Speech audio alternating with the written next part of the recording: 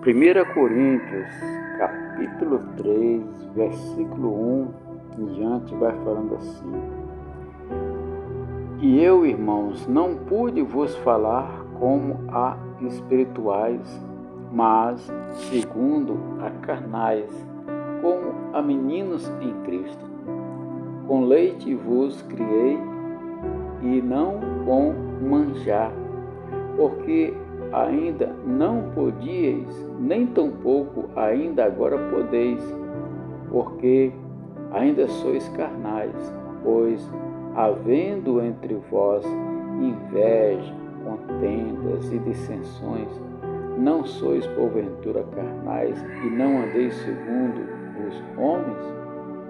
Porque, dizendo um, eu sou de Paulo, e outro, eu de Apolo, porventura não sois carnais? Pois quem é Paulo e quem é Apolo? São ministros, pelos quais crestes, e conforme o que o Senhor deu a cada um. Eu plantei, Apolo regou, mas Deus deu o crescimento. Pelo que nem o que planta é alguma coisa, nem o que rega, mas Deus que dá o crescimento. Amém. Meus queridos, aqui no versículo 1 fala como carnais, como a carnais. Um dos principais problemas da igreja de Corinto era a sua tentativa de desfrutar das bênçãos de Deus e ao mesmo tempo recusar separar-se dos maus caminhos do mundo. Ou seja, que eles queriam ser abençoados, mas que ainda queriam viver continuando as velhas práticas, né? E aqui os dirigentes da igreja de Corinto deixavam, né, os novos cristãos, os novos crentes permanecer nas congregações, porém sem abandonarem muitas das suas práticas pecaminosas. Os coríntios estavam tolerando na igreja divisões egoístas, filosofias do mundo, né? Invejas, né, uns dos outros, contendas, orgulho, imoralidade, ações banais na justiça, frequência em festas de idolatrias e a rejeição dos ensinos apostólicos. Olha só o problema que estava acontecendo, né, com os novos cristãos que estavam chegando. E talvez hoje em dia nós também temos isso acontecer, nós vemos isso acontecer muitas vezes. A igreja, por ser uma igreja pequena e o pastor está conquistando pessoas e as pessoas estão vindo, estão contribuindo, estão fazendo as coisas e às vezes a pessoa não quer, hoje em dia sim, não quer perder a membresia aí, por não querer perder, não trata dessas coisas, não fala do pecado como o pecado é, porque senão a pessoa vai ficar ofendida, vai ficar magoada e vai se afastar. Irmãos, a palavra de Deus ela é fiel, ela é justa e verdadeira. Não podemos estar escolhendo o que é o que não é pecado. O pecado é pecado em qualquer situação, em qualquer tempo, em qualquer época.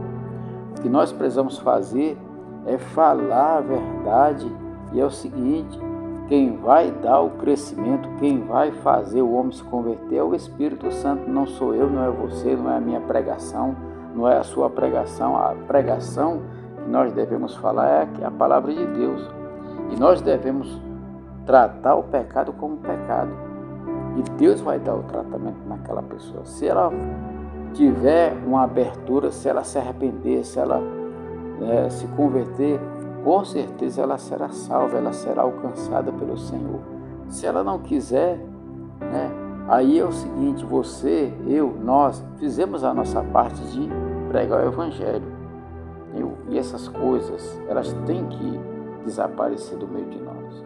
Nós não podemos deixar, né, de observar os ensinamentos, porque os apóstolos, eles nos ensinam através das Escrituras e dos ensinamentos que eles mesmos receberam do próprio Jesus. Olha só, os apóstolos receberam o treinamento, o ensino, a orientação dada pelo próprio Jesus, e tudo isso com base nas Escrituras Sagradas. O próprio Jesus, ele deu base, ele deu ênfase a muitas coisas do Antigo Testamento. Por quê?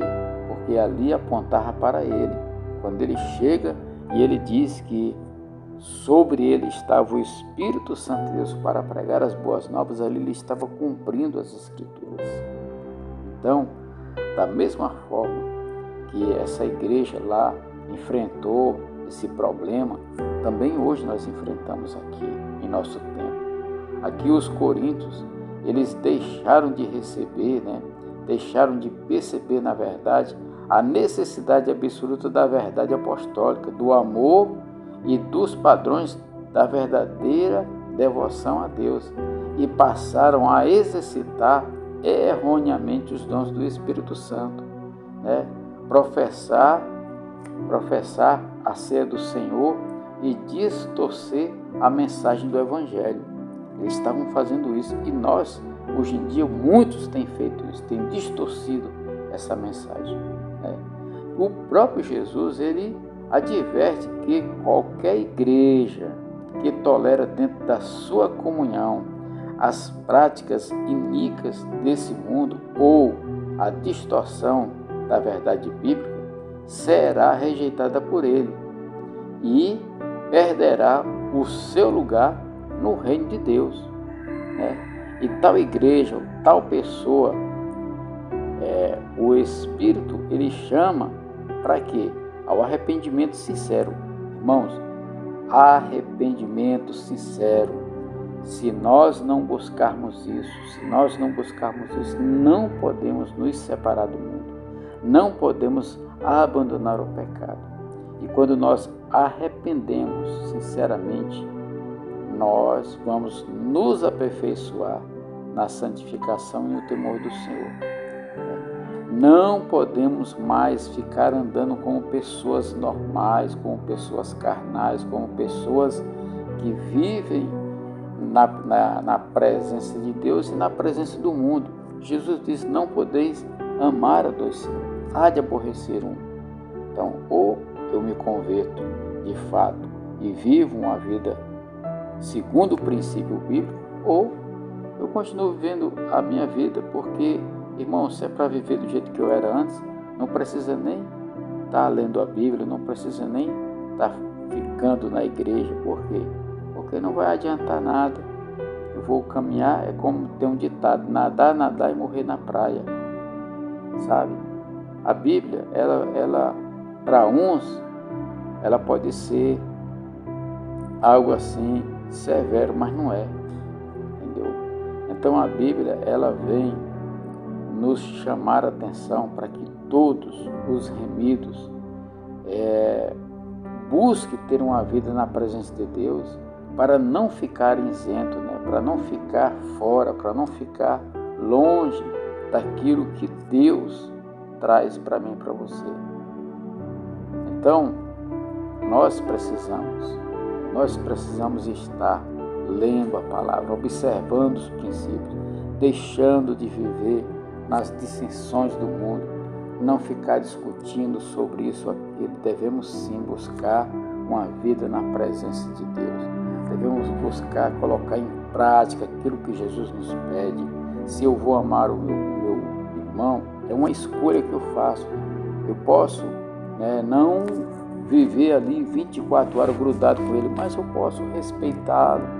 Na hora que ele precisar de uma ajuda minha, eu vou lá e eu ajudo ele, sabe? Na hora que ele me pede algo, mesmo que eu não queira, eu vou lá e eu faço. Se é uma coisa que não vai ferir os princípios da palavra. Nós temos que observar isso. Qualquer coisa que vai nos levar a ferir, a andar em contramão ao princípio da palavra, nós somos isentos de fazer tais coisas. Deus, ele nos dá essa garantia. Qualquer autoridade que chegar para nós pedir para a gente cometer um pecado ou fazer algo que vai contra Deus, nós somos isentos de culpa quando nós resolvemos não fazer aquilo, não obedecer aquilo, mas obedecer antes de tudo a Deus, a sua palavra e ao seu princípio.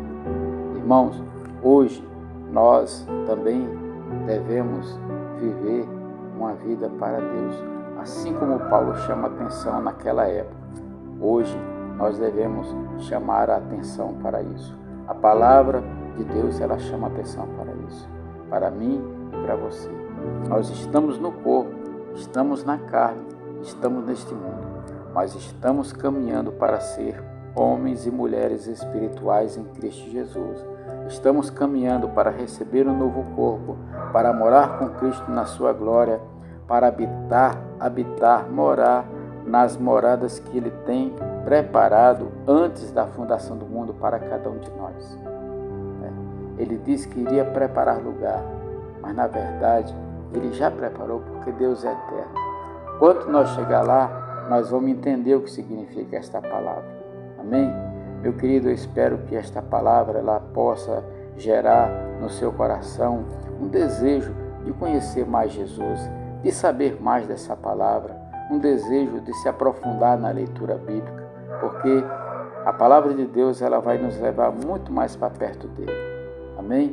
Ore, jejue, busque a presença de Deus e saiba que Deus ele vai estar contigo aonde quer que você vá. Se você estiver com Ele, se você observar os princípios dele. É assim que funciona. Quando eu me coloco na presença de Deus como Senhor, quando eu ando segundo os seus princípios, Ele vai agir na sua palavra a nosso favor. Amém? Fica na paz, Deus te abençoe e até amanhã, se Deus assim nos permitir.